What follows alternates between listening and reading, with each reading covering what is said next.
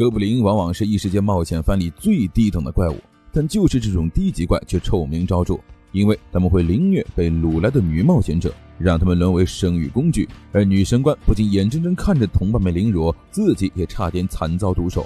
好在哥布林杀手及时出现救了他。从那之后，女神官就一直跟着哥莎冒险，至今已经差不多1年了，她也获得了晋升资格。看到冒险者公会里热火朝天讨论的新人们，心中也是无比自豪。紧接着矿人和蜥蜴也相继到来，就在大家疑惑哥莎怎么还没来的时候，只听门口传来一声沉重的脚步声，哥莎堂堂登场。周围的新人听说他只杀哥布林，纷纷露出不屑的神情。哥莎也不在意，直到走到女神官他们身边，都这么久的老队友了，他们当然也知道哥莎肯定只接哥布林相关的委托。柜台小姐将新人挑剩下的委托递了过去，哥莎就想看新人们都接了什么任务，表示会按照这个顺序巡查一遍。要掏出一袋钱买了一些药水，因为不同的药水是用相同的瓶子装的。哥莎先给他们都做了记号，防止紧急需要的时候拿错。队友们各自拿了几瓶，当然就算是队友他们也分得很清，将自己那份钱给了哥莎。这时一个新人小姑娘好奇他们在做什么，蜥蜴就热心为她解惑。哥莎也用波澜不惊的语气告诉她，千万要小心哥布林，先从驱除老鼠的任务开始接起吧。小姑娘还挺好学，虚心的接受了她的意见。而在小队收拾好后也准备出发了，结果刚走出冒险者公会，女神官就被一个没礼貌的少年差点撞倒。那少年不仅不道歉，还倒打一耙，责怪他们走路太慢。大家也不跟小孩子一般见识，跟着哥莎杀了一天哥布林，大家都累坏了，个个狼狈不堪，神官更是连走路的力气都没有，所以就让哥莎一个人去交付任务。结果哥莎一开门，发现大厅里竟有个人形生物，以为是哥布林闯了进来，立刻抽刀小心靠近。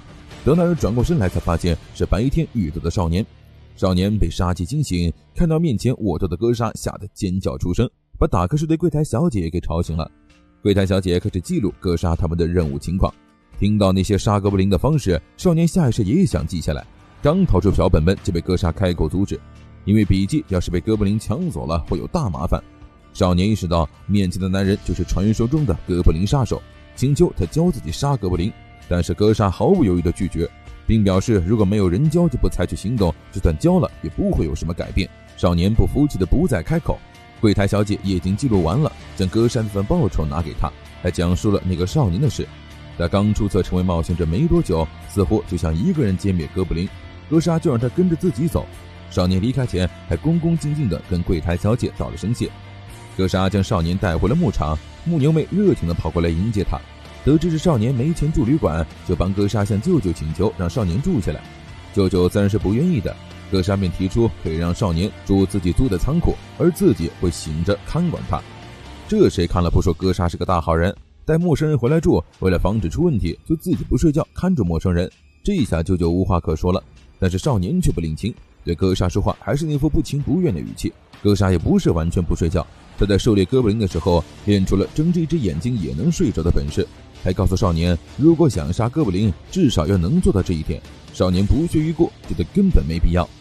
第二天吃完早饭，哥莎就带少年去了工会，让他先接驱除老鼠的任务。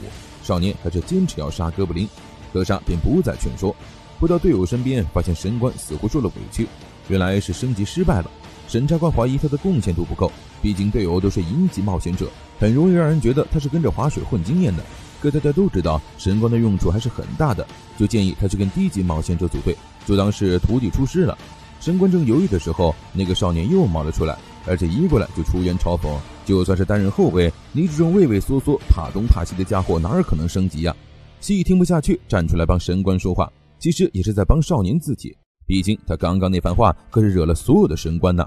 周围的冒险者看他的眼神已经非常不善了，但少年还是坚持说了下去，把气全撒在了哥莎身上，觉得这人凭什么不教自己杀哥布林，还让他去打老鼠。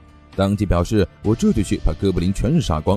这番嚣张的表态吸引了一个高级女冒险者，她提让神官和少年组队去杀哥布林，这样不就一举两得了吗？最后他们还真采纳了这个意见，几人一起去了委托人那里。据说前几天一个小有名气的队伍接了委托后再也没回来，不确定除了哥布林以外是否还有其他的魔物，谁知道数量很多，还偷了他们的工具。现在对上是神官，他就肩负起了了解情况的责任，问委托人怪物栖息的那个遗迹是个什么地方。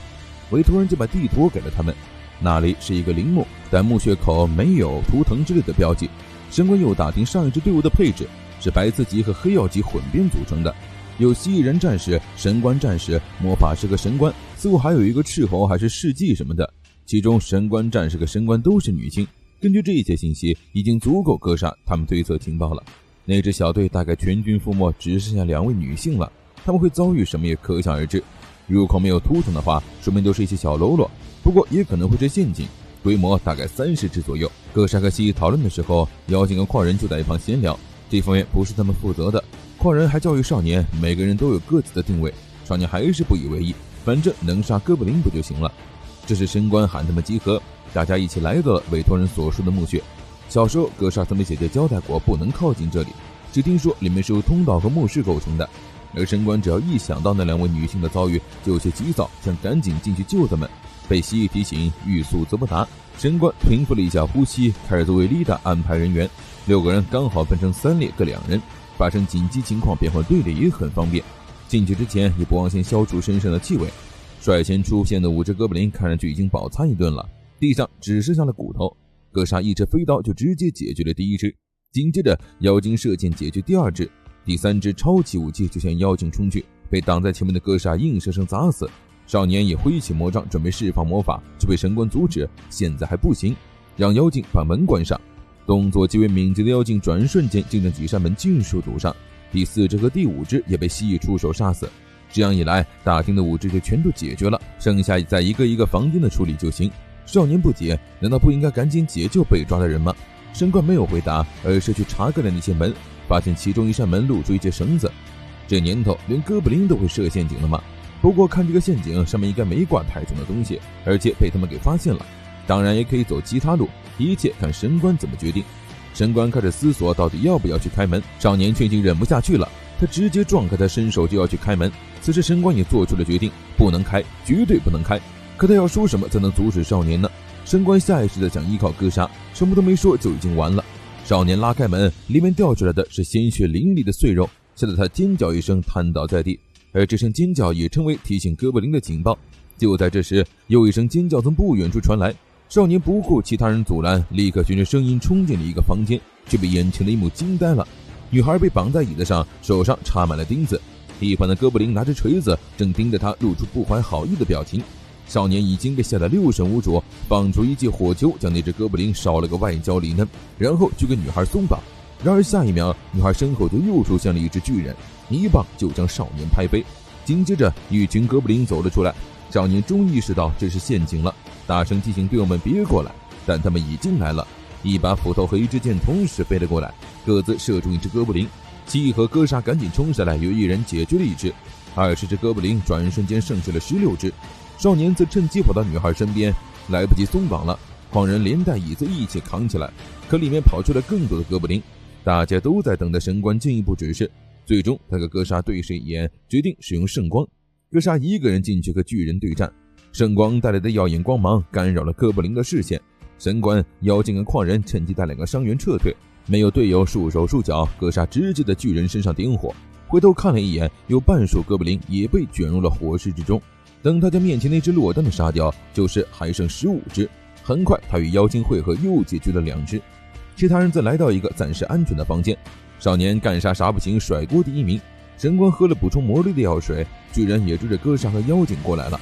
那巨人的生命力太顽强了，哥杀问神官还能不能再用一次圣光，虽然有些勉强，但神光还是一口答应了下来。等巨人进来时释放圣光，矿人同时放水，雨水浇灭了巨人身上的火焰。哥杀跃在他身上扔了一袋粉末，就见巨人的身体开始冰冻。原来刚刚那个药粉能吸收水和巨人的体热，进而让他急速冷却。行动受刑的巨人再也嚣张不起来了。蜥蜴和哥杀双双冲过去，蜥蜴率先砍去巨人的一条手臂，下一秒哥杀从天而降，挥刀劈下来，巨人庞大的身躯轰然倒地，剩下的小哥布林更是不足畏惧，哥杀杀他们跟玩儿一样。这一场战斗终于还是他们的大获全胜，而且还救出了上支队伍的女事迹。大家一起举办了庆功宴，安慰少年和神官不用太沮丧。他们俩一个第一次出任务，一个第一次当队长，能做成这样已经很不错了。吃饱喝足后，神官和妖精了解那个女事迹，她的治疗已经结束了，听说打算先好好静养，再为今后做打算。妖精感慨，反正只要活着就有机会嘛。没想到少年竟然出口反驳，说那人肯定会被瞧不起，因为他姐姐就是那样子的。大家都笑他输给了哥布林，而少年的姐姐就是被哥布林的短毒箭刺死的。听到这里，神官终于意识到自己看少年时的一丝熟悉感究竟是从哪来的了。他和他姐姐长得很像，他的姐姐就是神官第一次组队时的队友。格莎自然也想了起来，独自一人走到小巷子里，摘下头盔，质问自己：你以为自己做到了什么，完成了什么吗？不还是没能救下那些人？今天格莎竟然没去杀哥布林，而是在训练场指导新人。这是冒险者工会为了提高新人的生存率而特意盖起来的，高阶冒险者可以在这里对新人进行教导。此时女骑士就在与一个仆人少女对练，长枪手看到2个新人少年还坐在一旁看热闹呢，立马拉着2人对练，把他们当成猎物一样追赶。格莎则正教2个新人女孩制作简易投石器，做好后还给2人打了个示范，石头甩出去就能直接将目标头盔打掉。这招不用费什么力气，工具也随处可得，在紧急情况下能够挡住一直靠近的敌人，也算是一种紧要关头很有用的手牌了。格莎让他俩好好练习，2个少女就乖乖练了起来。这时柜台小姐过来观察，看到格莎在这里，自然要跑来搭话。紧接着木牛妹和女神官也带着饭来了。训练场的午餐是由牧场提供的。在新人们跑去休息的时候，格莎向长枪手打听了一下魔法师少年的情况。长枪手表示那小鬼还挺有骨气的，然后邀请格莎晚上一起喝几杯。没想到格莎竟然同意了，毕竟偶尔社交一下还是很有必要的。而新人们练了一上午也累得不行了，都这时候魔法少年还不忘吐槽格莎，让妹子别跟那个怪人学不到什么东西的，引起了另一个新人的不满，指责他这种什么也没做的人没资格对做事情的人说三道四。这时女神官带来了餐点和柠檬水，大家都有点吃不下，魔法师少年却率先站起来，表示运动后不吃点东西是不会长肌肉的。其他人听到这话也纷纷起来干饭。女神官关心了一下他们的训练情况，问仆人少女怎么没见她的队友，这才得知她的队伍已经解散了。不过仆人少女对此不以为意，迟早一天她要出人头地，打那些看不起他人的脸。另外几个新人也都雄心勃勃，只有魔法师少年一心只想消灭哥布林，简直就是2代格莎。晚上格莎跟木牛妹打了招呼，提醒她一个人在家一定要小心，然后就带着钱去了酒馆赴约。长枪手和众战士已经到了，负责接待的是半人马女士应声。众战士非常欣赏人家的屁股，毕竟在工会酒馆也没办法聊这种话题。最后3人齐齐举杯相碰，敬我们的城镇，敬诸神的头子，敬冒险者。3个喝得心满意足的男人走出酒馆，开始聊起了女人和梦想。长枪手羡慕格莎被妹子们环绕，无奈格莎心中只有哥布林，对感情的事儿一点也不在意。众战士虽然年纪已经这么大了，心中却还有一个想当国王的梦想，但是当国王肯定要勤勉向学，不然等当上国王再学，只会是个笨国王，还会给百姓添麻烦。可是现在去学的话，就意味着无法继续冒险，会给团队添麻烦。长枪手揶揄他，反正还有女骑士陪着他，他怎么样都不会无聊。2个好兄弟身边都有妹子，只有长枪手啥也没有，心中不免有些羡慕，便问格莎有没有什么梦想。当然是有的，小时候的格莎想当冒险者，现在才意识到当冒险者是那么难。曾经的他还想成为勇者，成为王者，甚至成为历史和传说，就像被已有诗人传唱的故事的男主角那样。事实上只能像这样跟2个好友喝完酒后聊聊曾经的梦想。不过正因如此，最起码希望能让那些新人们去做想做的事情。转眼来到第2天，狂人正在训练魔法师少年的魔法。告诫少年，施法者的工作可不是吟唱咒文，而是使用咒文才对。少年虽然还不是很理解，但也默默记在了心里。另一边，蜥蜴和女神官正在和仆人少女吃饭。蜥蜴听说仆人少女现在都是一个人行动，就邀请和他们一起。今天格莎和妖精弓手去歼灭哥布林了，女神官就想跟低等级的冒险者组队，这样完成任务就能证明自己的实力了。仆人少女倒没有不愿意，只是觉得自己的实力还很弱，装备也不太行。女神官并不在意，还说他们有缘分，因为那天在工会，仆人少女好奇地问了他们给药水做记号的事情。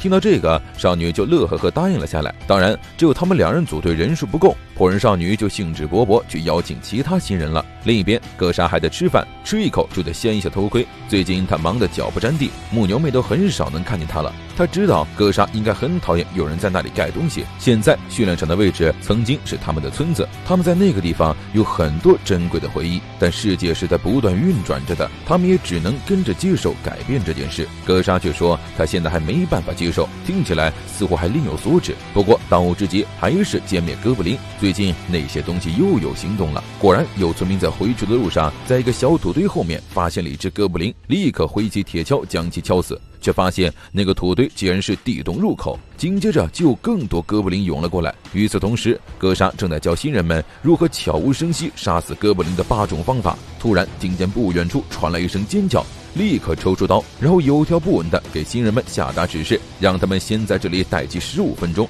如果15分钟后自己还没回来，他们就可以自由行动。说完就独自朝刚刚的方向跑了过去，看到一只哥布林，直接甩刀将其捅死。走过去发现已经有好几个村民遇害，眼前的一幕和当年那一幕重合。就在这时，女神官也跑了过来，她现在是满血状态，可以用3次祈求。很快天完全黑了下来，其他人也都赶了回来。这一次的哥布林似乎是要大举进犯，需要尽可能多的召集人手。格莎带的新人都还在训练场待命，妖精的脚程最快，主动起因去喊人，其他人则商量着这一场仗该怎么打。挖地道这种事应该是哥布林的萨满指使的，而且地道肯定不止一条。蜥蜴觉得应该顺着地道反向找出源头，当然也不是所有人都要下地道，地上更适合挥舞重剑。众战士就带着那批新人留在了地面。这时女神官提出了自己的担忧，还有一部分新人已经回去了，她觉得哥布林的目标很可能也包括那些正在回去的新人。换位思考，如果他是哥布林的话，这种胆小生物肯定不会像袭击聚集了许多强大冒险者的地方，说明真正的目标应该不是这里。女神官想去救他们，和自己新交的那些冒险者朋友们一起，其他人也都赞同他的想法。敌人的大本营肯定是要攻破的，也不可能对新兵见死不救，而且刚好能当成升级的试炼。于是决定让女神官带新人去救新人。此时回家那批新人也的确遭遇了埋伏，走在队伍最后的女孩突然被一只绿手抓走，紧接着无数哥布林围了上来。等其他人反应过来，女孩已经不成人样了。新人冒险者们猛然看到这么多哥布林，也吓得不知所措。与此同时，格莎他们已经下到了地道，这些都是经验丰富的冒险者。面对4面8方围攻过来的哥布林，矿人一口老酒喷晕3个，格莎拿钱袋子砸死一个又踹死一个，长枪手更是把哥布林当糖葫芦串。魔女就为他们撑开屏障，很快他们就找到了萨满。冒险者们招式百出，很快就将围上来的哥布林尽数斩杀。然而留在地面的众战士和新人却遇到了只大的，虽然下一秒就被众战士一刀腰斩，落了个跟5条悟一样的下场。唯一比较惨的就是回家那批新人，他们中了哥布林的埋伏。这种生物就是恃强凌弱，猎物越弱小，他们就越是喜欢折磨对方。好在女神官带着魔法师少年他们及时赶到，女神官释放的圣光让哥布林睁不开眼睛，新人战士们就趁机冲上去猎杀他们。而在圣光中出现在众人面前的女神官简直如同圣女一般，狭窄的地方更方便哥布林行动。女神官指挥大家一起朝旷野移动，到时候自己可以用圣臂保护他们，但哥布林实在太多了，他们根本无法突破重围。魔法师少年也找不到咏唱咒文的合适时机，他努力让自己冷静下来。突然他想起了矿人教导他的话，立刻让大家捂住耳朵躲到了自己身后，然后发出了一声漫长又刺耳的吼叫。这一招造成的伤害可是超大范围的，附近的哥布林都因为耳聋暂时失去了行动能力。趁这个机会，女神官赶紧让大家撤退回城，而不是逞强留在这里杀哥布林，毕竟他们的目标是救回这些新人。经过这场战斗，魔法师少年也成长了不少，没有坚持要留下来，而是跟着大家一起撤退。他又不是哥布林杀手，而真正的哥布林杀手还在与哥布林激战。他让矿人朝上面开了个洞，又让蜥蜴施法让哥布林胆怯逃往深处。蜥蜴释放出龙吼，暂时吓退哥布林。矿人在格莎指引的位置开了个洞，原来上面是个池塘，池塘的水倾泻下来，将前方的哥布林淹没。格莎又让魔女等会儿施展冰系法术，水结冰后会膨胀，坑道也会跟着崩塌，到时候在地上找出巢穴，将哥布林击溃。又一次哥布林的侵袭被格莎带头解决了。第二天，女神官去冒险者工会接受审查，总算通过了升级审核。柜台小姐把属于她的牌子给了她，从今天起，她就是钢铁水级的冒险者了。妖精弓手也为他感到开心，不过女神官很自责，自己那天眼睁睁将哥布林放跑，如果他再强一些，说不定也能将那些哥布林都杀了。妖精让他别多想，他又不是哥布林杀手，每个人都有自己的考量和做法嘛。魔法师少年也想通了一些事情，决定出去看看这个世界。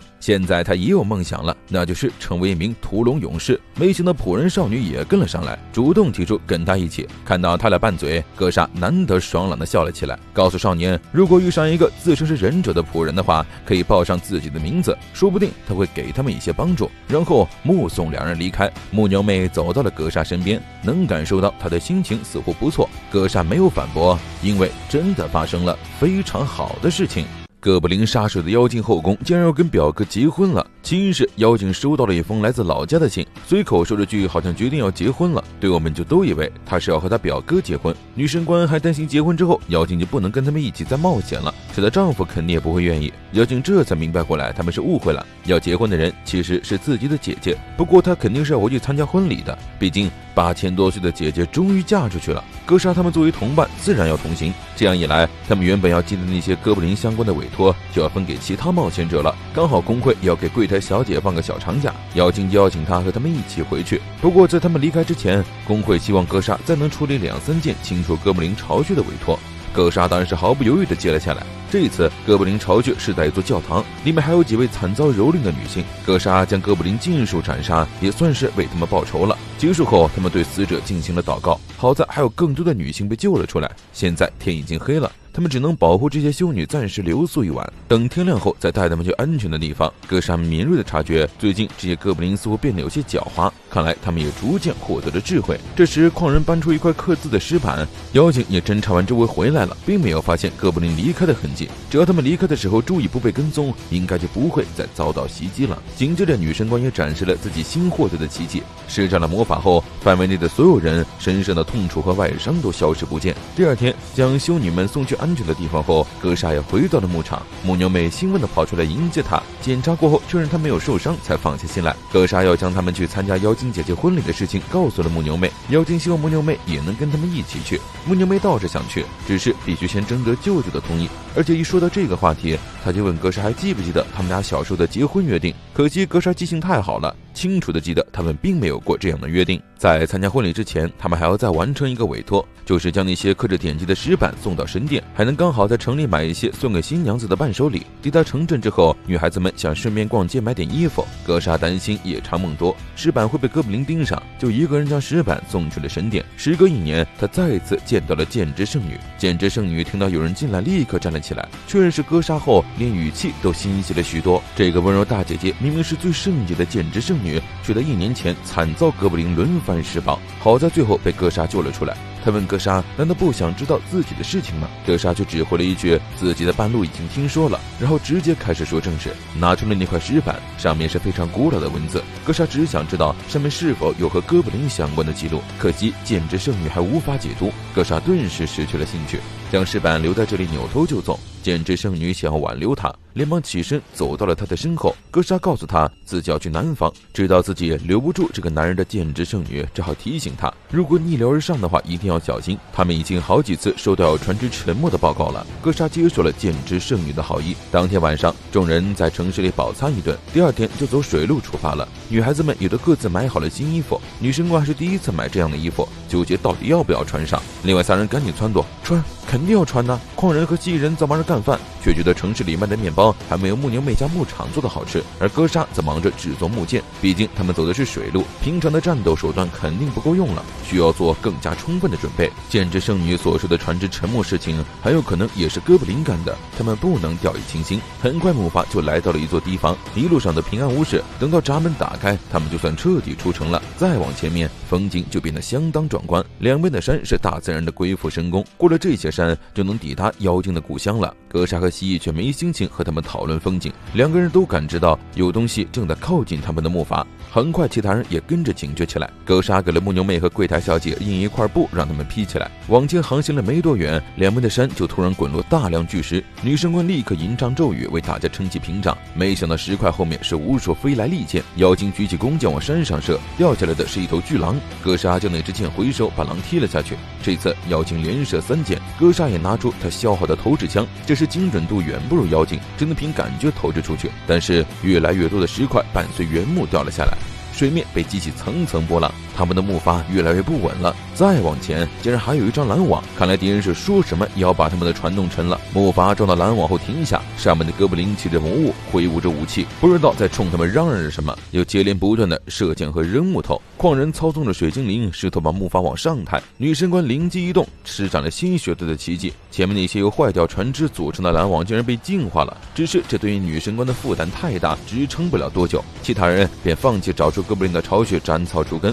而是由蜥蜴释放出龙影，将两边的哥布林和魔物全部震下来。一场危机总算解除了。又往前行驶了不久，他们就快要抵达妖精的部落了。在那之前，大家换上了在城里买到的新衣服，准确的来说是泳装。光是4个泳装美少女就组成了一道亮丽的风景线，就连蜥蜴都不得不开口称赞。女神官还是第一次穿这样的衣服，总觉得有些羞涩，下意识看向了哥莎。母牛妹迫不及待地问她感觉怎么样。可惜众所周知，哥莎是个钢铁直男，不过光是一句还算合适，就够几个妹子开心了。反正都已经换上了泳装，自然是要下水的。妖精带着妹子们下河抓鱼，一箭就能射中一只。母牛妹和柜台小姐没那么厉害，就在一旁泼水玩闹。一想到不久后就能看到新娘子，他们也忍不住幻想起自己当新娘子的场景，就是不知道所幻想的新郎是不是同一个人。而岸上的哥莎则负责警戒，机会难得，他也想让女孩子们好好玩一下。哥布林杀手竟然被同伴称赞像个慈母，其实西一直想说他是个很会为他人设想的人，虽然他自己似乎毫无知觉。三人在岸上升起了火堆，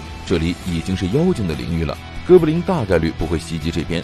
矿人就倒了杯酒递给哥莎，哥莎看到在水里玩的正欢的妹子就接了过去。不知不觉天色渐渐暗了下去，他们一起围着篝火烤鱼，讨论婚礼的新娘子。和妖精姐姐结婚的是妖精的表哥，表哥其实很早之前就喜欢姐姐了，却老是在她面前摆架子。好在最后2个人还是修成正果，因为妖精在求爱的时候会唱歌，当初妖精的表哥还想把自己的英勇事迹拿出来吹嘘，妖精觉得这样不行，直接把歌词拿给了自己的姐姐修改。也不知道表哥最后到底唱了还是没唱。这人一边吃一边说笑，度过了一个相当愉快的夜晚。等到第2天凌晨，清醒的就只有守夜的哥莎。突然一把剑抵在了他面前，这人也是一个妖精，他质问哥莎来到妖精的领域是干什么的。这时其他人听到动静也纷纷坐了起来，看到他们的装扮，妖精才意识到他们应该是一对冒险者，并告诉他们昨天那些被冒险者打溃烂的哥布林已经被消灭了。哥莎这才放心下来，只是万万没想到这人竟然就是妖精的表哥。表哥将他们带回了妖精部落，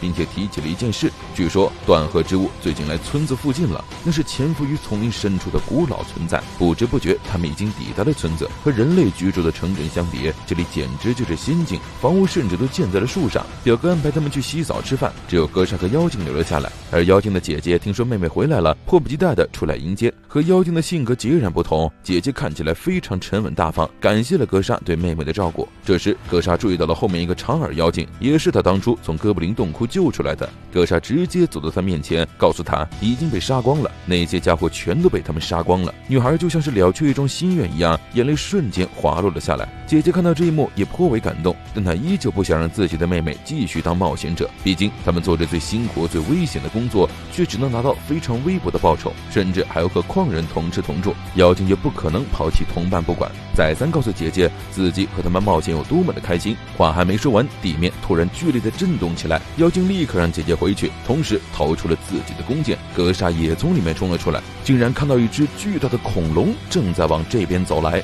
妖精的部落居然出现了一只大恐龙，哥莎没见过这种生物。之前听妖精弓手他们说起大象，还以为这玩意儿就是传说中的大象。妖精弓手告诉他这是断河之物摩可拉，其他人也纷纷赶了过来。面对如此的庞然大物，他们都不知道该如何攻击，而且这种生物在妖精族眼中是非常尊贵的存在，还要尽量不伤害它。然而等摩可拉靠近之后，众人惊讶地发现在背上竟然骑了只哥布林。既然如此，那就先把哥布林给杀了。哥莎一马当先冲在最前面，妖精弓手也跳到树上找哥布林射了一箭，那只哥布林瞬间被贯穿掉了下去，又惨遭摩克拉无情踩踏。紧接着蜥蜴和矿人各施手段试图阻挡摩克拉前进，蜥蜴刮起狂风，矿人等着他喷了一大口酒，同时口中念念有词，让摩克拉酩酊大醉。最后哥莎接过上面人丢下来的网，冲上前扔到摩克拉脚下，等对方一踩上去就立刻收紧。这头庞然大物终于倒下了，李世文赶紧上前为摩克拉疗伤。这时妖精公司的姐夫也走了出来，问哥莎是从哪儿学到的那种捕捉大型猛兽的方法。哥莎没有回答，而而是反问他继续往森林深处走，有其他村落吗？杰夫给出了否定回答。不过偶尔有冒险者会继续深入，这都有去无回，这说明森林深处肯定有什么东西，或许也有一个哥布林巢穴。那作为哥莎就不能坐视不理。晚上姐姐过来跟妖精弓手谈心，他知道妖精弓手肯定会跟那几个冒险者一起走，想劝他和他们分开，毕竟和他们妖精比起来，人类的寿命实在太过短暂。你说是吧，芙莉莲？妖精弓手又何尝不知道呢？甚至按照哥莎接任务的强度，说不定活不了几年就死了。既然如此，为什么不多陪陪他呢？姐姐见状便不再劝说，只希望妹妹一定要平平安安的回来。过几天就是举办婚礼的日子了，狂人他们3个大男人拉着沿着新郎官一起醉酒狂欢，就当是给他们几个人践行了。得知他们还要往森林深处去，新郎问哥莎打算用什么方法。考虑到女神官可能受不了森林的暑气，他们决定走水路进去。这样的话，没有挡箭牌的木筏就不太好用了。贸然进去，他们几个会瞬间沦为活靶子。记忆看向狂人，想看看术士没有什么办法，其实可以让风精灵帮忙防守，但是狂人跟风精灵合不来。没想到妖精公主的姐夫主动去入帮忙，他们妖精跟风精灵相性非常好，只是姐夫到现在不敢相信他们妖精部落附近竟然也有哥布林。理由很简单，哥布林这种生物的智商是非常低下蠢笨的，他们不会聪明到将妖精视为威胁，做事也不考虑后果。于是无孔不入的他们不知不觉就在附近村落筑起了巢穴，先偷东西再杀人，最后毁了整个村子。一提这些，气氛瞬间凝重了起来。狂人赶紧去了打圆场，接下来就只是普普通通一场酒会了。狂人一杯接着一杯的给哥莎倒酒，但哥莎的心情依旧低落。他想起了自己的姐姐，如果不是因为要照顾她，姐姐应该早就去镇上生活了，都怪她把姐姐困在了村子里。记忆安慰她，既然如此，那你就用实际行动好好的向姐姐报恩。而哥莎也的确是这么做的。另一边，剑之圣女的解读石板终于有了进展，他让部下为自己准备纸笔和信鸽，部下满脸无语，问他是不是又要写情书了。等被哥莎从哥布林洞窟中救出来的剑之圣女竟然天天给他写情书，可惜哥莎身边已经有了好几个漂亮妹子，对这种事情也不感兴趣。不过剑之圣女这次是要写信给国王和妖精的族长，这个世界已经危机重重了，而那个男人或许能成为救世者。第二天，哥莎他们就收拾好准备出发了。母牛们还是像以前那样等着哥莎回家，柜台小姐却没出来送别，因为她不想被心上人看到自己的素颜。临走之前，姐夫又给了哥莎一瓶复活剂，两个男人互相托付。姐夫提醒哥莎要小心森林里的雾，毕竟他们即将前往的是连妖精都不了解的森林深处。哥莎则请求妖精公使的姐夫代替自己准备一艘船，两艘船前后行驶，前面那艘摆着龙牙兵作为诱饵，等哥布林一出手，哥莎这个走陆路的就趁机不备将其解决。而这时候，雾中显现出的第二艘船上，妖精弓手他们则从布里钻出来，紧接着蜥蜴也跳了出去。草丛中的哥莎甩出石头砸到一只哥布林，上去就手起刀落将对方斩杀。只是不知道这是否是一只哨兵，哥布林们借着雾气隐藏自己的身形，想要偷袭哥莎和蜥蜴，却被感知极为敏锐的两人尽数发现消灭。他们就这么杀了一路，不知不觉已经快要接近巢穴了。两边的景象也变得越来越阴森，摆着无数的骨头架子。女士官实在受不了，吐进了河里，但是强忍着告诉哥莎自己没事，今天咱们必须将那些哥布林斩草除根，不然以后会有更多的受害者。夜幕降临之后，雾气已经散去，他们登岸来到了哥布林巢穴的外面。妖精弓手一支利箭射死了守卫，从守卫身上摸出2把钥匙扔给哥莎，打开了大门后，5人一起走了进去。里面是蜿蜒狭窄的走廊，进去之后发现这里竟然是一栋内部中空的建筑。他们顺着台阶往下来到了地下河，一路走来，一只哥布林都没发现，直到推开了一扇门，这里似乎是一处地牢，里面到处都是血迹，还有女性的尸体。看那具尸体生前遭受过的摧残，哥莎推断抓住他的应该是哥布林萨满。这时女神官又发现了地上的骨架，不知道这里究竟陨落过多少人命。今天已经太晚，说人就先点火休息。妖精弓手靠在哥莎身上，轻声安慰她，让她先乖乖睡觉，自己会醒着守夜。然后来到了女神官身边，轻轻拍了拍今天不断受到惊吓的她。休息好之后，众人决定接下来往上走。哥莎非常了解哥布林的思维方式，地位最高的家伙不是在最底下，就是在最上头。既然最下面没有，那就应该在最上面。很快，他们又来到了一扇门前，没想到这次的门还是密码锁。不过他们发现那串钥匙上刚好有一串数字，女士官输入之后，门果然开了。里面并非是个房间，而是升降机。他们坐着升降机不断往上，快要抵达最上头的时候，听觉最敏锐的妖精弓手拿起了弓箭，外面有很多哥布林在等着他们，最好能够一鼓作气的突破。蜥蜴立刻安排了分工，由哥莎担任前锋，蜥蜴和矿人举2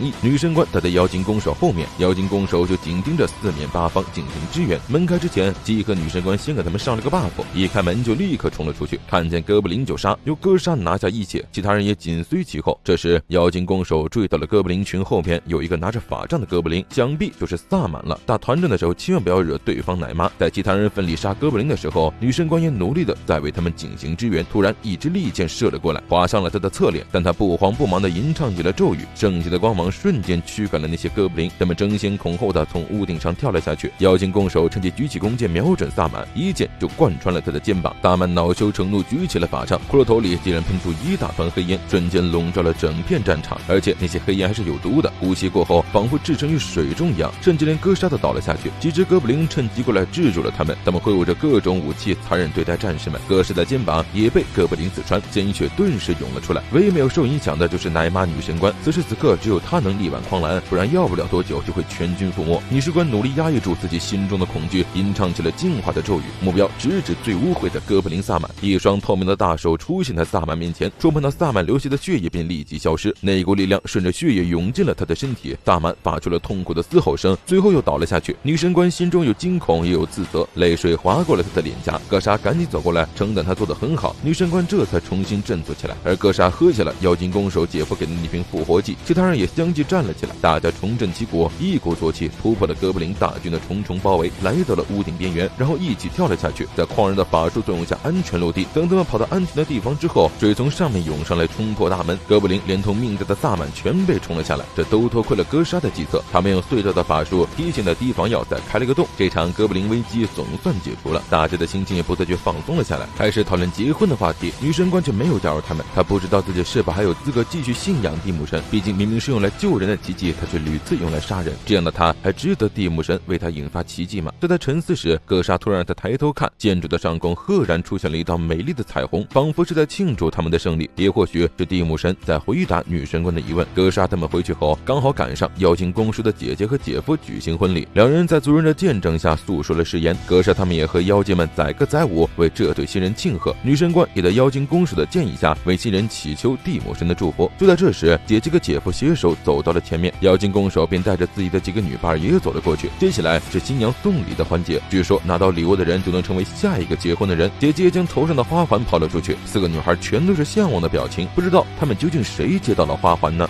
剑之圣女千里迢迢从水之都赶来，只是为了见哥莎一面。但此时的哥莎却正和他的同伴们一起打大海蛇，非哥布林的委托竟然也能惊动他了。不久之前，哥莎他们小队接了一个委托，说有海哥布林袭击渔场，到地方才发现并不是哥布林，而是长相酷似哥布林的泥拟鱼类人。这老哥对自己被认成哥布林非常不满，毕竟他们的祖先可是从星海降临的伟大的章鱼神。好家伙，你们祖先不会是旧日支配者吧？而渔获减少并不是他们造成的，而是海里面的一只大海蛇。一般来说，大海蛇会生活在深海中，不知道是谁将它带到了渔场附近。一听这次的委托和哥布林无关，哥莎立刻失去了兴趣，但其他人可无法坐视不管，他也只能跟着同伴们一起来到了渔场。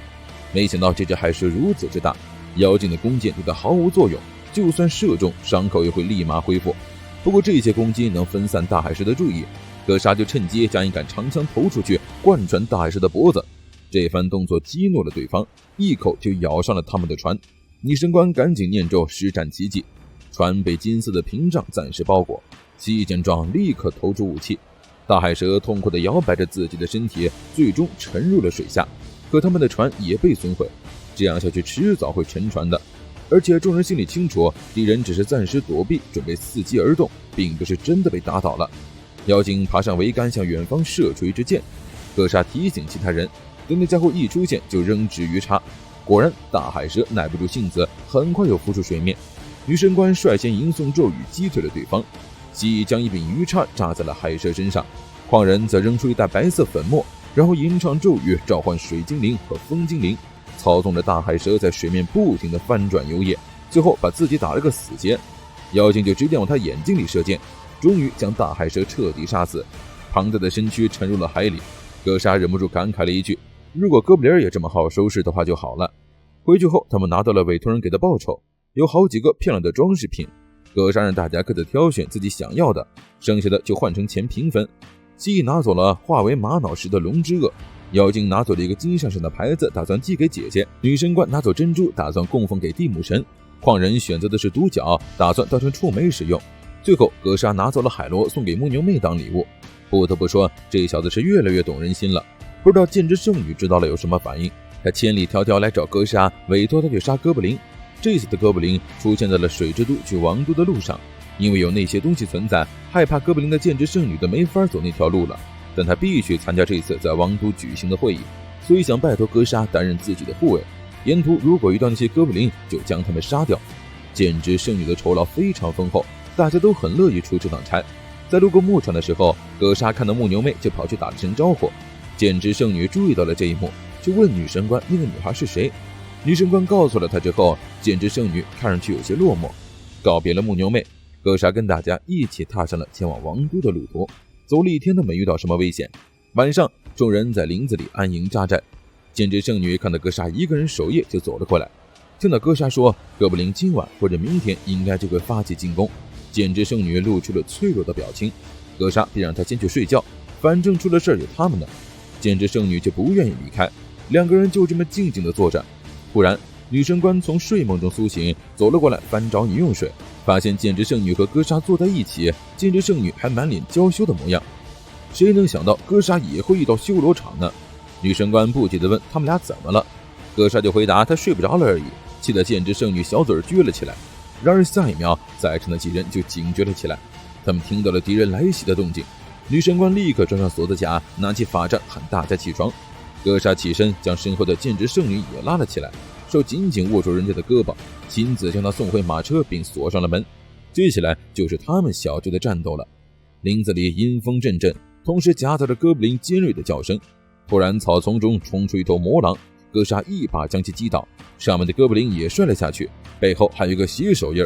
紧接着其他哥布林也纷纷冲了上来，敌人的心中只有一个念头，必须将这些哥布林全部杀光。可这次的数量未免也太多了。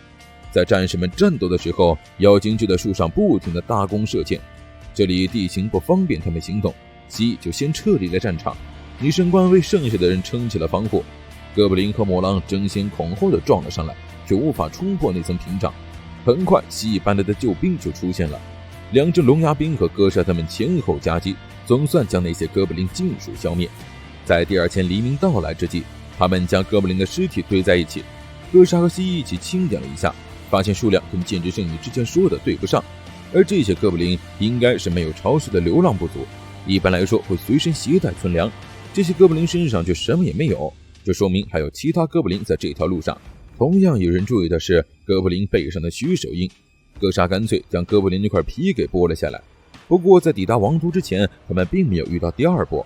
不愧是王都，连城墙都这么气派，只是他们一看就是从乡下来的乡巴佬，被守卫刁难嘲讽了一波，直到剑之圣女探出头来亮明了自己的身份，守卫立刻毕恭毕敬地送他们进城。这的确是格莎他们第一次来王都，格莎还自言自语真想带姐姐也来一趟。进城后，小队先将剑之圣女送去了神殿，剑之圣女邀请他们今晚留在神殿过夜，大家都欣然同意。不过格莎想先去图书馆调查一些事情，剑之圣女连忙献殷勤，表示可以用自己的权限带她进神殿的书库。结果匡人建议他们应该先去吃饭，剑之圣女立刻沮丧了起来。最后5人小队分头行动，男性们先找了家酒馆干杯。匡人敏锐地察觉到格莎最近的心情有些低落，原来是最近都没法专心歼灭哥布林。想了想他们这几次接的委托，匡人和蜥蜴表示理解。下一秒就听到格莎说自己过得很开心，但是每次都会发现哥布林的踪迹。他作为哥布林杀手，自然要尽职尽责地将他们全部消灭。匡人听懂了格莎的纠结，就问他知不知道剑是怎么锻造的，需要经过加热敲打冷却，然后再次加热敲打冷却，就这样不停地重复，少了哪个步骤都不行。锻造出的每把剑就都不一样，那什么样的剑才算是好剑呢？格莎回答不知道。没想到匡人也说他不知道，因为这并不是很重要的东西，反正这些东西早晚有一天都会变成历史，所以只要一无所知的活下去就行了。另一边，女神官来到一片墓园，这里有自己曾经那位队友的墓碑，她告诉那位队友自己还遇到了他的弟弟，悼念之后，妖精带他来了一家大浴场，准备好好享受一下。这是什么快乐天堂？不仅可以免费泡澡，甚至可以免费提供按摩和轻食饮料。女神官就注意到了不远处一个身穿斗篷的女孩，似乎一直在盯着他们。妖精没放在心上，推着女神官就进了浴场。他们将衣服脱下来放在各自的篮子里，因为浴池就在旁边，基本上不用担心衣服被偷走。女神官的锁子甲在那里整齐地摆放着，两个人又是泡澡又是按摩，光是大厅的浴场就已经这么舒服了。据说里面暖气开得更强，还有蒸汽浴池。妖精听到后就迫不及待跑了出去，女神官干脆一个人继续泡。没想到一个热情的女孩突然找他搭话，问他是不是冒险者，两个人就闲聊了起来。女神官以为这孩子是养当冒险者，就给了他很多建议。对方听完之后感谢了一波，就先离开了。然而等他抛完准备离开的时候，女神官却发现自己的衣服竟然被人偷走了。浴场负责人立刻去找看过的人确认，得知不久前的确有个穿着地母神法宝的客人离开了浴场，应该就是偷了女神官的衣服。这时女神官注意到另外一个篮子，里面装着的是进浴场之前看到那个女孩的士兵服，里面还有她的钱包，钱包里也多出了一堆宝石。意识到自己的衣服就是被那个女孩子给偷了，女神官的眼泪夺眶而出，因为那件锁子甲可是她第一次被哥莎夸奖的，妖精赶紧安慰她，一定会帮她把衣服找回来。晚上两人这件事告诉了哥莎他们，但哥莎并没有什么表示，一个人坐在自己的房间里打磨武器。这时简直圣女走了进来，直接坐在哥莎身边，紧紧靠着她，告诉她不能让女孩子哭泣，然后将自己从书库里带的书放在了桌子上，没有拉链的包的话我就会拿。哥莎突然产生了倾诉的欲望，表示东西都是会不见的，就像他小的时候，父亲说等他长大就把自己的短剑送给他，到现在他也不知道你把短剑去哪儿了。简直圣女便靠在哥莎身上，想用自己的体温抚慰他。明天他就要去跟国王开会了，他跟国王也算是童年的玩伴，表示到时候会跟他讲这件事情的。第二天，国王主办的圆桌会议就到皇宫举行了。首先是落在林峰的天之火石，占星术士说那是意外掉落至盘上的凶星，但林峰实在太难攀爬，想要派军前往查看情况有些困难。兽人大臣提醒军队负责人一定要警觉起来，因为他之前去的时候总觉得有一股诡异的气息。国王便打算将这件事交给你的精英冒险者。紧接着神殿负责人汇报说，都城流行了名为觉知神的可疑宗教，据说不信奉这个教的人会遭受到可怕的诅咒。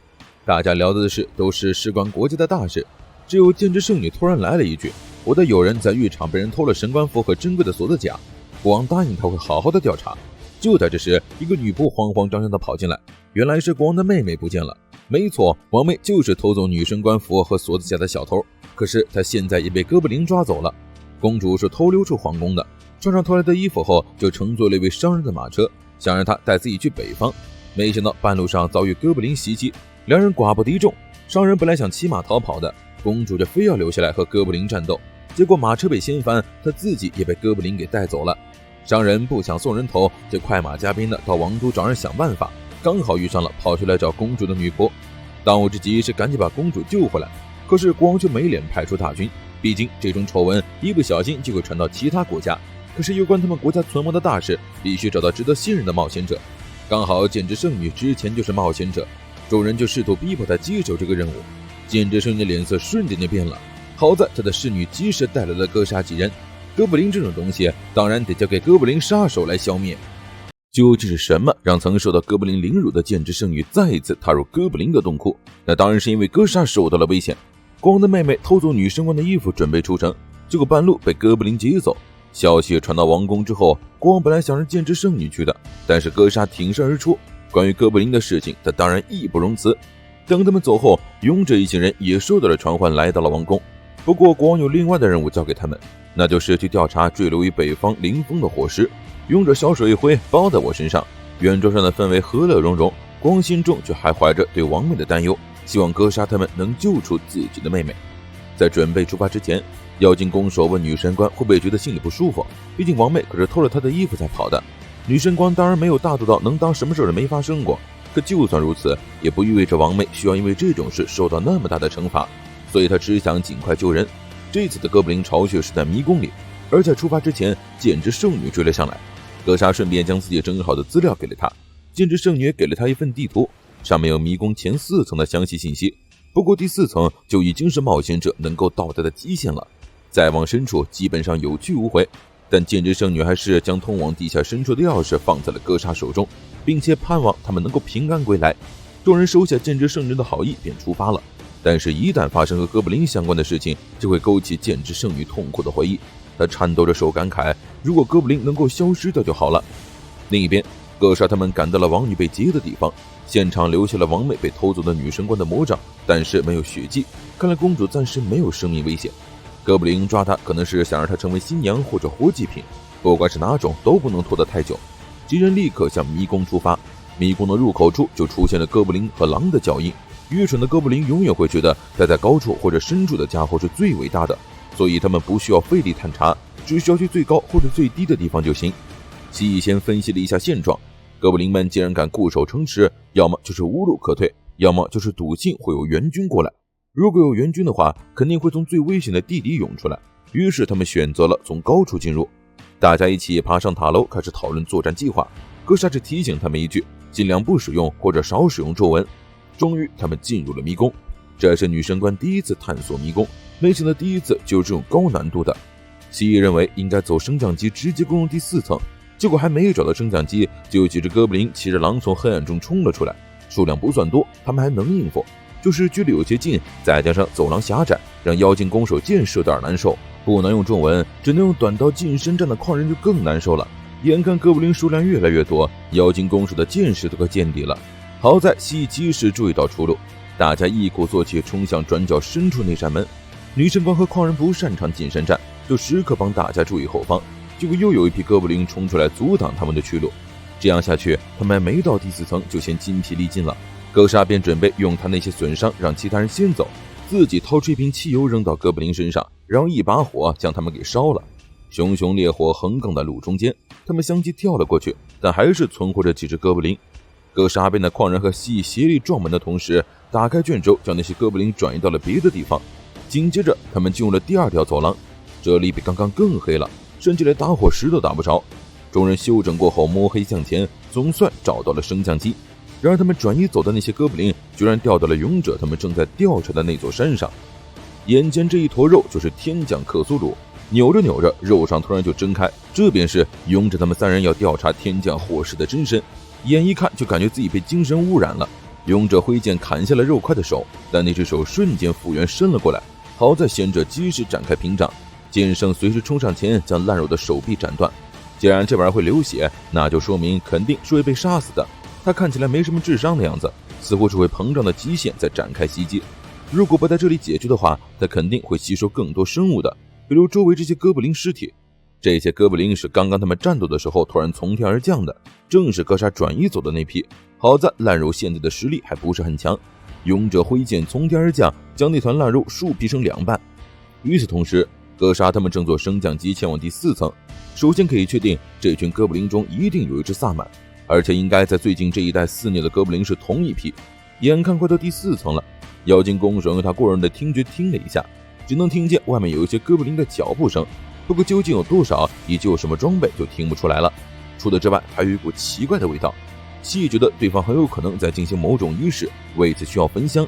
现在距离升降机停下还有一段时间，众人之间分配了一下工作。电梯门一开，女神官就直接放了一个净化术，其他人一鼓作气冲出去。担任前锋的矿人放出火焰魔法，照亮了整个大厅，发现哥布林竟然真的在进行献祭仪式，祭品就是王妹。哥沙立刻将火把扔了过去，他以为祭台上的哥布林是萨满，但女神官笃定那是神官。这神官居然在祭台上撑起了一方圣臂，妖精弓手的剑无法穿透，他们只能先杀其他哥布林。而在战士们和哥布林激战的时候，一直在观察战况的女神官隐隐感觉有些不对劲儿。这时他注意到祭台周围延伸出了几道沟渠，沟渠里面有鲜血流出，他们果然是把王妹当成了祭品。女神官毫不犹豫施展大净化术，地魔神的手净化了一切，包括圣臂。神官哥布林立刻挟持王妹当作人质，哥沙却直接走到他面前，一脚踹到神官胯下，然后对着他脑壳就重重地砸下去。其他哥布林也被队友们相继解决。女神官也看到王妹衣衫不整的样子，贴心地为她披上了一块布。王妹知道自己已经安全了，这才心有余悸地抱着女神官痛哭。蜥蜴和哥沙子观察了一下这个祭坛，猜测那些哥布林应该是想复活什么邪神，不过其他事情都不归他们管了，他们只需要把上面的哥布林残党解决就行。就在大家讨论接下来要做什么的时候，没人注意到那只哥布林神官竟然倒地握住他的权杖，下一秒神官的尸体膨胀炸开，并钻出一只大魔手。女神官也认出这是上级魔神的手，大魔手瞬间释放出风雪，众人被吹得几乎动弹不得，蜥蜴更是直接无法使用法术了。现在状态最不好的就是本失血过多的王妹，大家围在身边形成了一堵人墙。矿人召唤精灵做了个简易血冻，但是蜥蜴看上去快要坚持不住了，女神官便向哥沙要来了狐狸药水，大家又一起分喝了矿人的酒暖身子，确认这手现在还伸不到这里来，可他们也不能一直这样下去，究竟是该进攻还是直接撤退？哥沙冷静分析了一下当前的局势，他们并非没有打败这玩意儿的理由，更何况那东西也不是哥布林，话还没说完，大魔手就一掌拍烂了矿人的血屋，妖精弓手正中攻击，口吐鲜血摔了下去。女神官则紧紧护住了王妹。妖精弓手赶紧跟众人表示自己没有大碍。众人又看见那只大魔手，他像是长了眼睛一样，居然正往他们这边走来。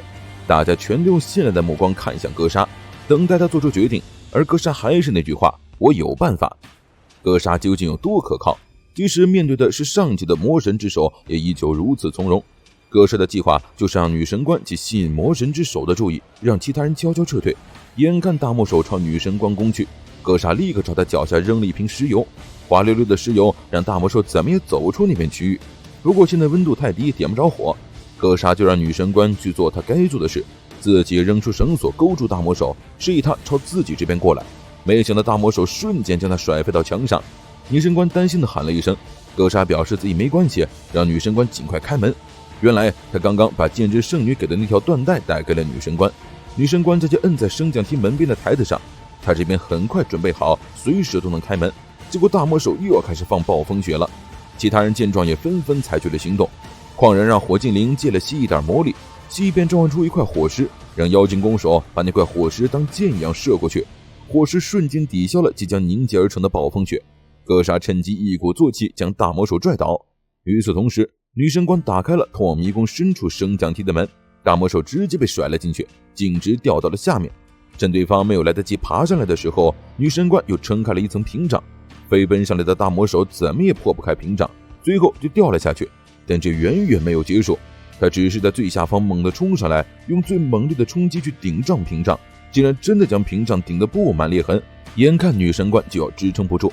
不过这里可是电梯间，他们开了门，升降梯的轿厢自然也从下面升上来。终于轿厢上来了，瞬间就将大魔手挤成了一团碎肉。接下来只需要把上面那些哥布林尽数解决，就能圆满结束了。这次大家多多少少都受了点伤，看起来有些狼狈。没想到他们一走出迷宫，外面竟然密密麻麻全是哥布林。原来援军不是从地里出来的，是从外面来的。这对于已经几乎消耗殆尽的他们来说，毫无疑问是一场死局。毕竟国王为了不暴露自己的妹妹被哥布林抓走的事，是肯定不会派军队来援助的。然而更没有想到的是，剑之圣女竟然率领一大批冒险者赶来，而且一上来就是一个 AOE 大招。冒险者们一拥而上，瞬间占据了上风。原来哥莎早已料到会有这种情况，并且把这件事告诉了剑之圣女。